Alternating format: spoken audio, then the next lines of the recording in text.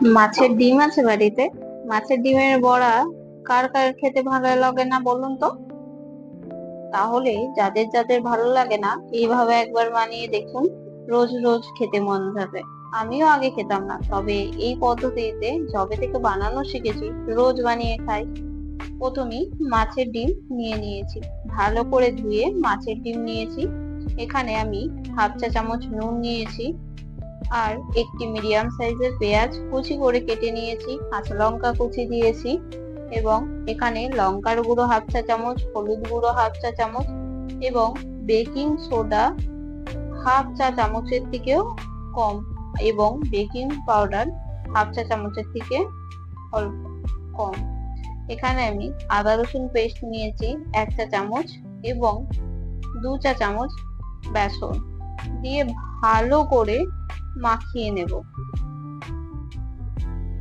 এখানে আমি মাছের ডিমে ভালো করে সব মশলা মাখিয়ে নিয়েছি। ভালো করে মাখিয়ে নিয়ে এখানে আমি 10 মিনিট রেস্টে রেখে দিয়েছিলাম। এখানে তেল গরম করতে দিয়ে দিয়েছি, একটু বেশি তেল দিয়েছি যাতে বড়াগুলি ভালোভাবে ভাজা যায়।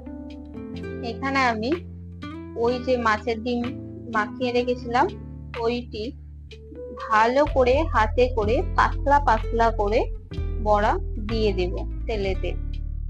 এখানে দেখুন আমি সবগুলি বড়া ভেজে নেব।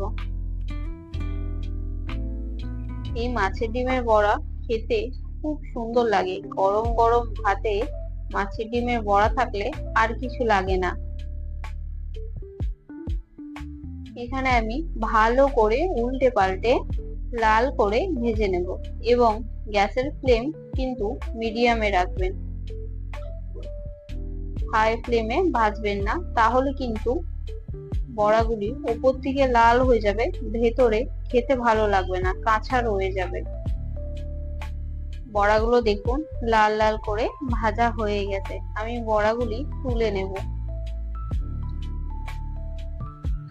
এখানে দেখুন সবকটি বড়া আমার ভাজা হয়ে গেছে, কি সুন্দর দেখতে লাগছে দেখুন, এবং ভেতর থেকে একটুও কোনো গন্ধ পাবেন না এই বড়ায়।